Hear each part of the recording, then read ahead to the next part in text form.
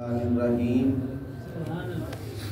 نحمده ونصلی ونسلم علی رسوله الکریم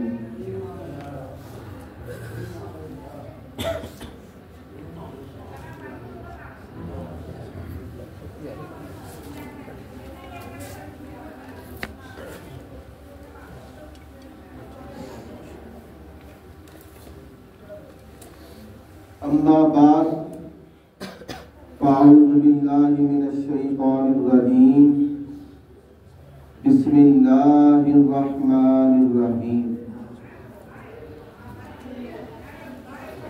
یا ایھا الذین آمنوا کتب علیکم الصیام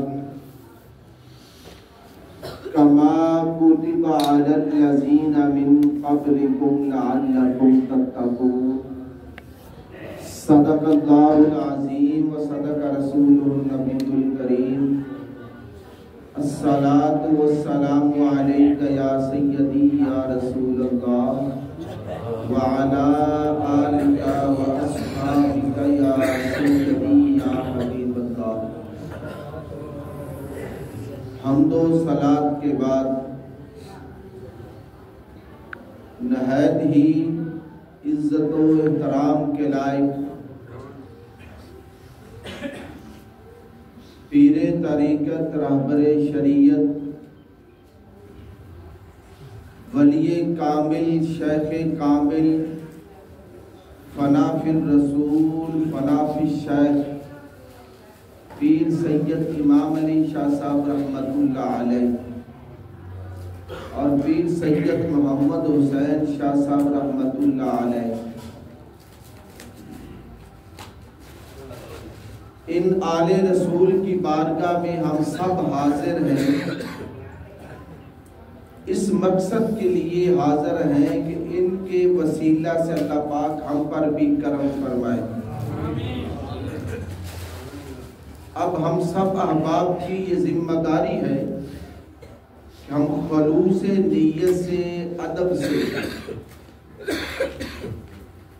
ان کی بارگاہ میں حاضر ہو جائیں، دل کے اندر عاجزی انکساری ہونی چاہیے، دل کے اندر نکتہ چینی نوکا ٹوکی یا ایسی چیزیں جو دیکھ کر ہمیں شیطانی خیالات پیدا ہوتے ہیں وہ نہیں، دل میں آنکھوں میں ادب ہونا چاہیے، با ادب با مراد، بے ادب بے مراد۔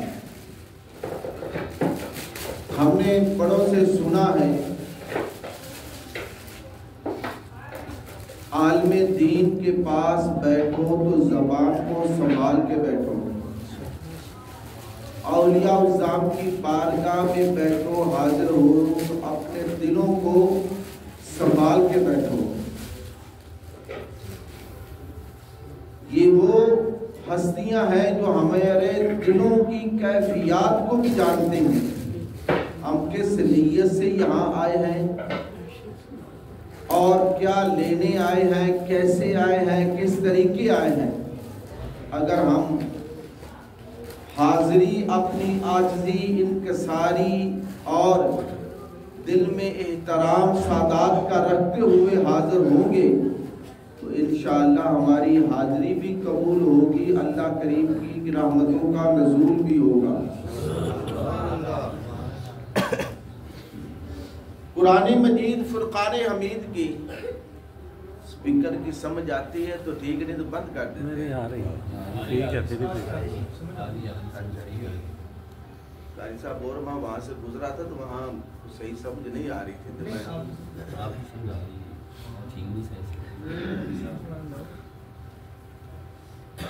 بات یہ ہے کہ بات کی سمجھ آنی چاہیے۔ قرآن مجید فرقان حمید کے اندر اللہ رب العزت نے ارشاد فرمایا یا ایھا الذین آمنو، ایمان والوں کو رب کریم نے خطاب فرمایا ہے۔ کتب علیکم الصیام، تم پر روزے رمضان کے فرض کر دیے گئے ہیں۔ کما کتب علی الذین من قبلکم، جیسے تم سے پہلے لوگوں پر فرض تھے، لعلکم تتقون، اس لیے فرض کیے ہیں کہ آپ پاک اور صاف ہو جائے، متقی بن جائے، پرہیزگار بن جائے، اللہ کا قرب حاصل کر لیں۔ فریضہ بھی اس کے اندر آ گیا ہے اور اس کے فوائد بھی اللہ کریم نے بتا دیے ہیں۔ پھر رب نے فرمایا ہے یہ اس سال کے روزے نہیں ہیں، 6 ماہ کے نہیں ہیں، 1 ماہ کے روزے، ایام معدودات، یہ گنتی کے دن ہیں۔ یہ دن 29 ہوں گے یا 30 ہوں گے رمضان کے روزے۔ رمضان المبارک کے روزے حضور علیہ السلام کی امت پر ہجرت کے دوسرے سال اور نبوت کے اعلان نبوت کے، نبوت نہیں اعلان نبوت کے، نبی کریم علیہ السلام تو پیدائشی ہی نبی ہے، بلکہ ہمارا اہل سنت کا یہ عقیدہ ہے کہ ہر نبی جو ہے وہ پیدائشی ہی نبی، اللہ نے ان کو نبی بنا کر بھیجا ہے۔ بعض لوگوں کے عقائد ہیں کہ حضور علیہ السلام کو 40 سال کے بعد نبوت ملی، نہ عالم ارواح کے اندر اللہ کریم نے خود ارشاد فرمایا وَإِذَا أَخَذَ اللَّهُ مِيثَاقَ النَّبِيِّينَ لَمَا آتَيْتُكُم مِّن كِتَابٍ وَحِکْمَةٍ، عالم ارواح میں رب نے انبیاء کو خطاب فرمایا ہے۔ عالم ارواح میں نبی موجود تھے تو رب نے انبیاء کو خطاب فرمایا ہے۔ ہمارے آقا امام الانبیاء تو سردار الانبیاء ہے، امام الانبیاء ہے، جن کے نور مبارک سے اللہ کریم نے دوسرے انبیاء کی تخلیق فرمائی، ان کا وہ مقام ہے۔ بہرحال میں اس تفصیل کی طرف نہیں جانا چاہتا، میں عرض کر رہا ہوں اللہ کریم نے ہم پر روزے فرض فرمائے۔ رب فرما رہا ہے یہ تم پر فرض نہیں، تم سے پہلے انبیاء کی امتوں پر بھی فرض تھے، وہ بھی اپنے اپنے دور میں اپنے وقت میں روزے جو ہے وہ رکھتے رہے۔ اب ہم پر یہ روزے جو فرض ہوئے ہیں 1 ماہ کے روزے رمضان المبارک میں، تاریخ کے اندر ہم نے یہ پڑھا ہے کہ شوال کی 6 تاریخ 10 تاریخ کو اللہ کریم کی طرف سے حکم آیا کہ میرے محبوب اعلان فرما دو تو میں نے آپ پر، آپ کی امت پر 1 مہینے رمضان کے روزے فرض فرما دیے۔ اس سے پہلے ایک روزہ فرض تھا حضور کی امت پر، وہ عاشورہ کا 1 روزہ رکھتے تھے۔ پھر اس کے بعد اللہ کریم نے 3 روزے فرض فرمائے، ہر ماہ کی 13 تاریخ، 14 تاریخ اور 15 تاریخ کو، جو آج بھی جو لوگ متقی پرہیزگار کی صف میں جن کا نام ہے وہ چاند کی ہر 13، 14، 15 کو وہ نفلی روزے رکھتے ہیں۔ پہلے 1 روزہ فرض وہ منسوخ ہو گیا، پھر 3 روزے فرض ہو گئے، 13، 14 اور 15۔ جب رمضان المبارک کے روزے ہم پر فرض ہوئے، اللہ کریم نے وہ ہر ماہ کے 3 روزے وہ منسوخ کر دیے۔ رمضان المبارک کا روزہ اسلام کے 5 بنیادی ارکان میں سے ایک اہم رکن روزہ ہے، جو حدیث مبارکہ میں ذکر ہے، بنی الاسلام علی 5، شہادت اللہ الہ الا اللہ واشہد ان محمدا عبدہ ورسولہ، اقام الصلاۃ وایتاء الزکاۃ والحج وصوم رمضان۔ یہ 5 چیزوں کا ذکر ہے اس کے اندر، کلمہ طیبہ، نماز، روزہ، حج، زکوٰۃ، یہ کسی مسلمان کو معافی نہیں ہے، خواہ وہ عالم دین ہے، خواہ وہ حافظ قرآن ہے، خواہ وہ سید زادہ ہے، خواہ وہ پیر ہے، محدث ہے، غوث ہے، کتب ہے، تو اس صف میں آتے ہیں، یہ کسی کو معافی نہیں ہے۔ یہ 5 چیزیں ہر مسلمان پر کلمہ گو پر فرض ہے۔ اس میں 3 چیزیں تو ایسی ہیں جو ہر مسلمان ہی کر سکتا ہے، خواہ وہ امیر ہے یا غریب ہے۔ 2 چیزیں صرف صاحب نصاب پر فرض ہیں، جو صاحب نصاب نہیں ہے اس پر وہ فرض نہیں ہے، وہ ہے زکوٰۃ اور حج۔ یہ صاحب نصاب پر 2 چیزیں فرض ہیں، کلمہ، نماز، روزہ۔ یہ ہر امیر، غریب، عاقل و بالغ کلمہ گو پر مسلمان پر یہ فرض ہے، ہر حال میں آپ نے اس کو ادا کرنا ہی کرنا ہے۔ اور ان 5 بنیادی ارکان میں سے میں روزے کے متعلق عرض کر رہا ہوں۔ پہلے 1 روزہ فرض تھا عاشورہ کا، پھر 3 روزے فرض ہوئے ہر ماہ کی 13، 14، 15 تاریخ کو، پھر اس کے بعد یہ منسوخ ہو گئے۔ اللہ کریم نے رمضان المبارک کے 30 یا 29 روزے ہم پر فرض فرما دیے گئے، جو تا قیامت یہ رہیں گے۔ حضرت سلمان فارسی رضی اللہ تعالیٰ عنہ فرماتے ہیں کہ حضور علیہ السلام نے رمضان المبارک کے آنے سے پہلے ہمیں ایک خطبہ ارشاد فرمایا کرتے تھے۔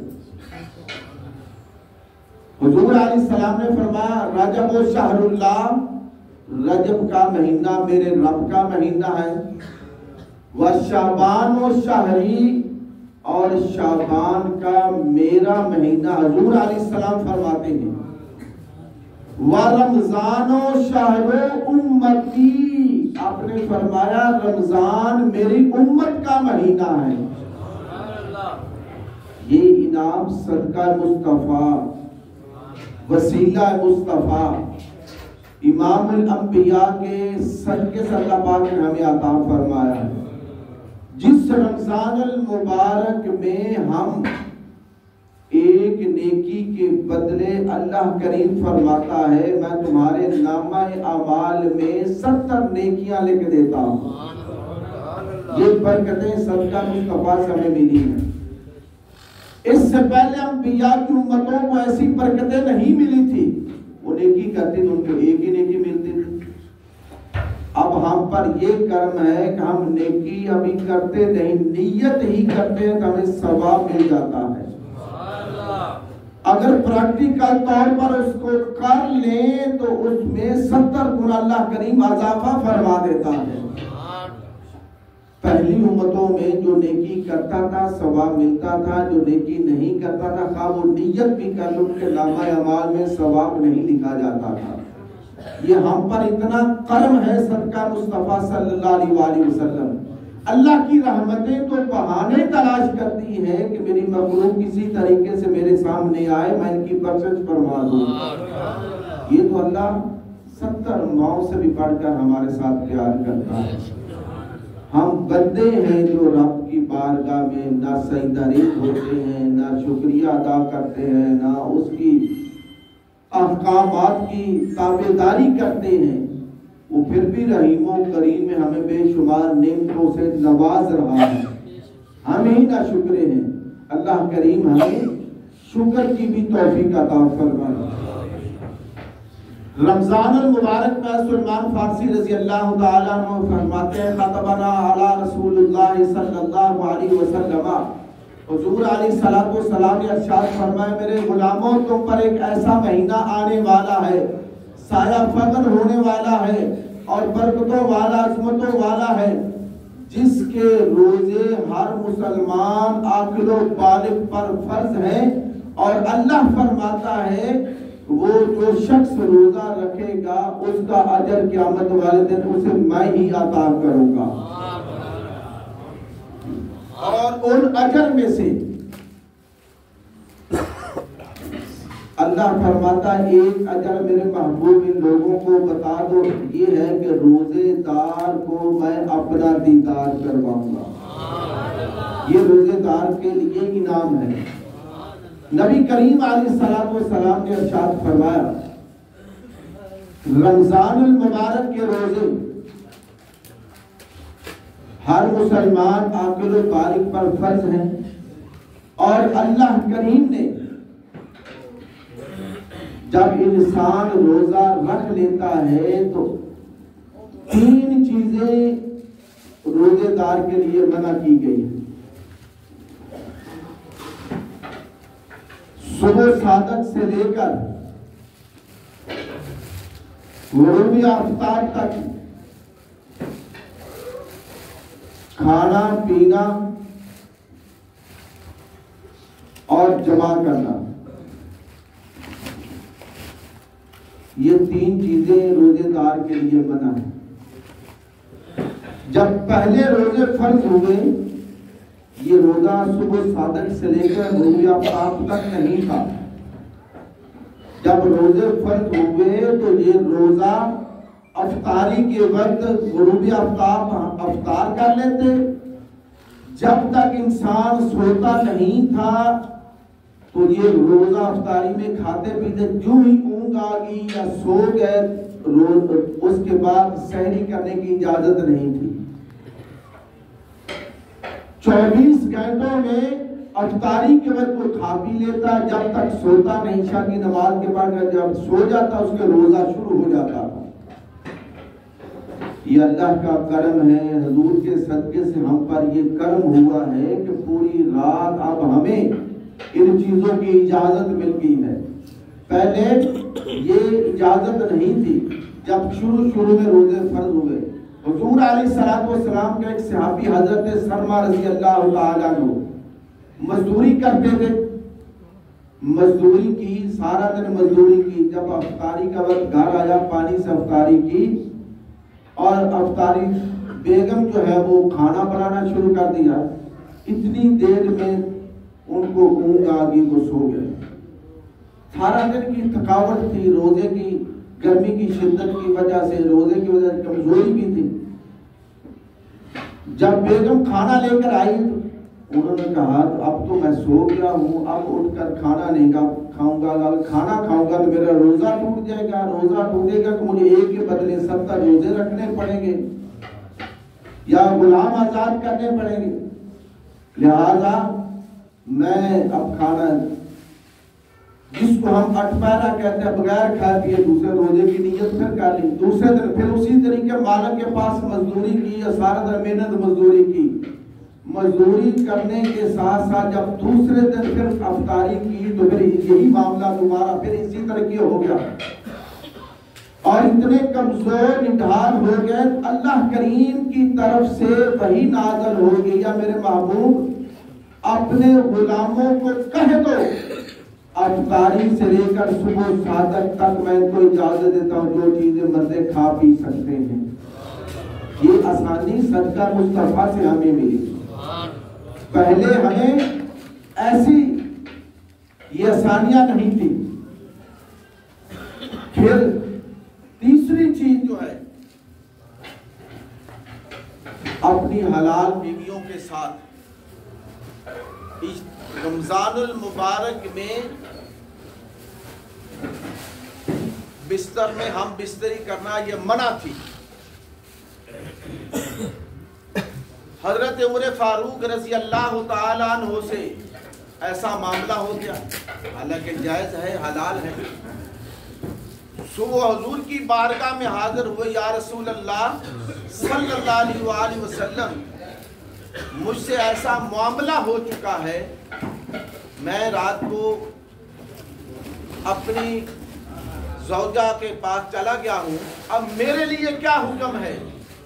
قربان جاؤں۔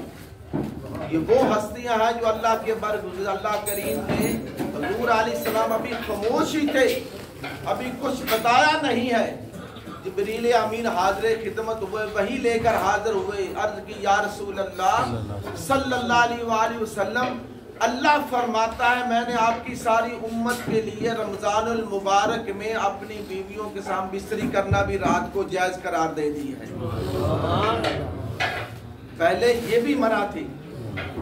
حضور علیہ السلام کے صدقے سے اللہ کریم نے ہمیں یہ انعامات عطا فرمائے، آسانیاں پیدا فرما دی۔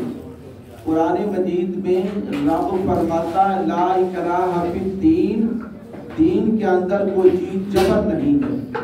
دین تو بہت ہی آسان دین ہے، بڑا ہی آسان ہے، لیکن ہم اس کو اگر دین کو دین سمجھ کر اپنے اوپر لاگو کر لیں گے تو انشاءاللہ دین تو بڑا آسان ہے، جس میں ہماری دنیا بھی سنورتی ہے، آخرت بھی سنورتی ہے۔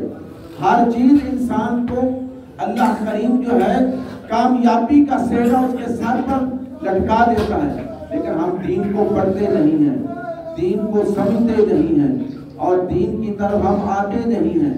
ہم باقی معاملات، اپنے کاروباری معاملات کے ہر اونچ نیچ جانتے ہیں، اگر ہم وضو کے فرائض پوچھے جائے تو مسلمانوں کو بہت کم آتے ہیں، غسل کے فرائض پوچھے جائے بہت کم آتے ہیں۔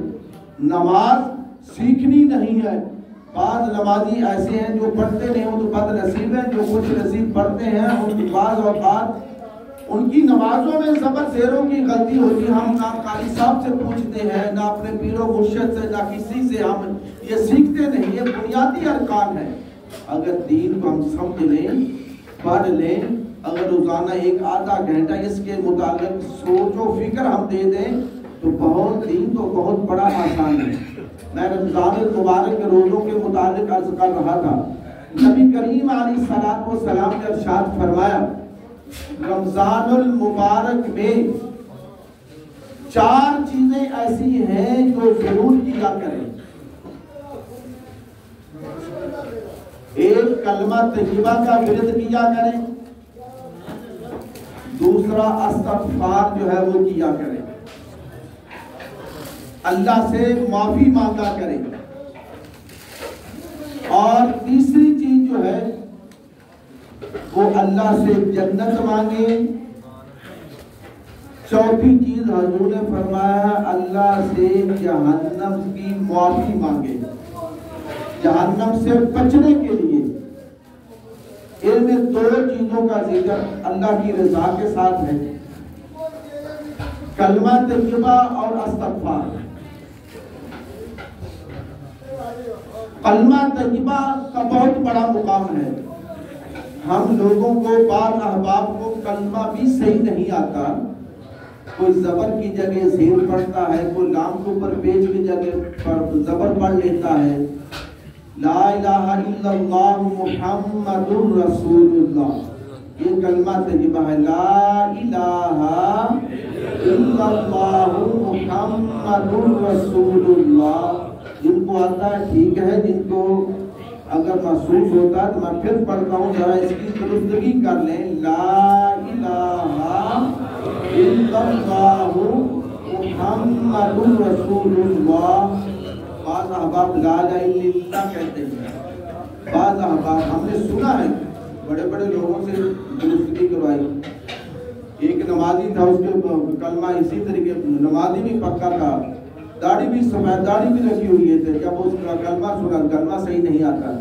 لہذا ہمیں یہ بنیادی چیزیں ارکان اسلام کی سمجھنی چاہیے۔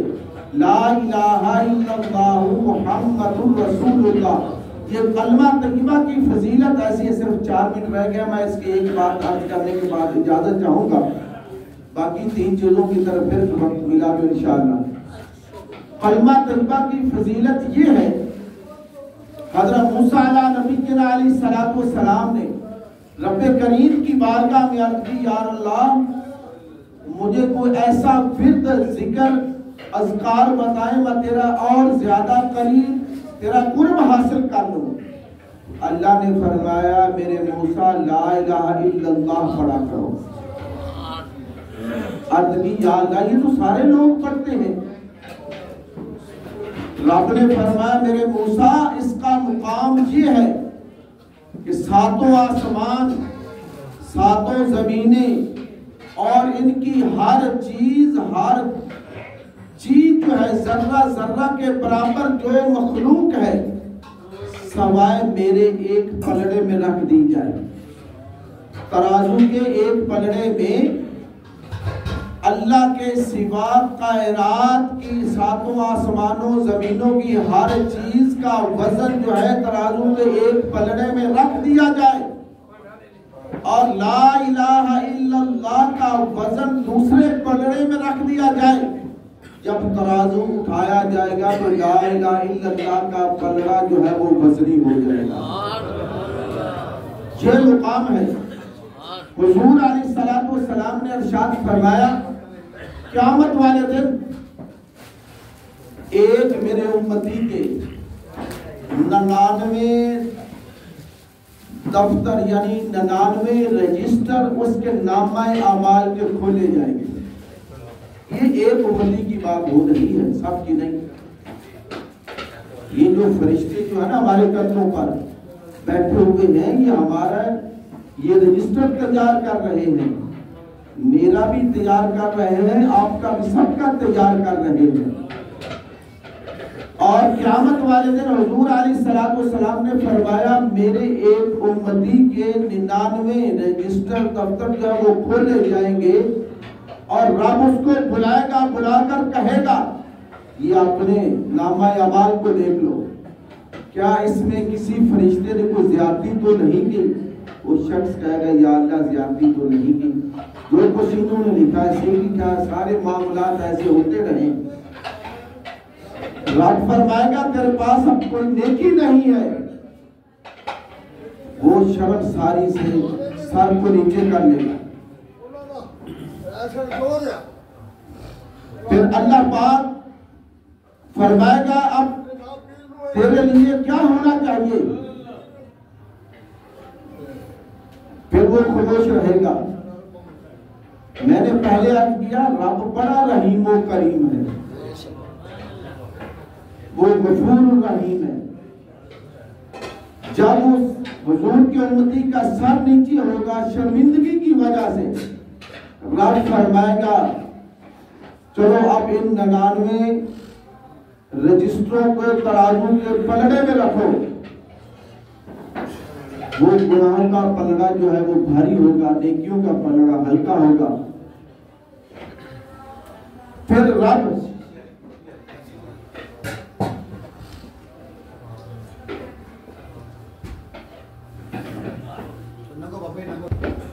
حضور کی امتی کے 99 دفتر جب کھلے ہوں گے اس کے پاس کوئی اور نیکی نہیں ہوگی. اللہ کریم فرمائے گا کہ میرے پاس تو ایک دن خلوص کے ساتھ لا الہ الا اللہ مجھے کہا تھا، میری تعریف کی تھی، مجھے وحدہ لا شریک کہا تھا، مجھے کہا تھا تیرے سوا کوئی عبادت کے لائق نہیں ہے، تیرے سوا کسی کو سجدہ جائز نہیں ہے. لا الہ الا اللہ تو نے پڑھا تھا. اللہ کریم دوسرے پلڑے میں اس کی خلوص سے یہ کلمے کا ذکر پڑھا ہوا جب دوسرے پلڑے میں رکھے گا تو اس کا نیکیوں کا پلڑا جو ہے وہ وزنی ہو جائے گا.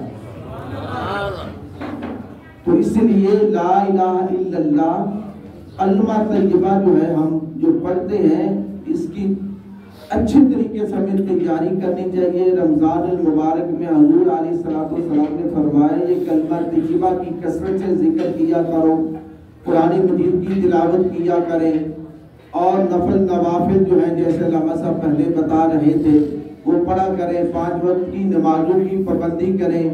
یہ بابرکت مہینہ ہم پر آ رہا ہے، ہمارے گناہوں کی معافی والا مہینہ آ رہا ہے، اللہ سے رزق مانگنے والا مہینہ آ رہا ہے، اللہ سے پریشانیاں دور کروانے کا یہ مہینہ آ رہا ہے اور ہمارے رزق میں، مال و جان میں، آل اولاد میں، کاروبار میں ہر طریقہ اپنی حاجات منوانے کا یہ مہینہ آ رہا ہے.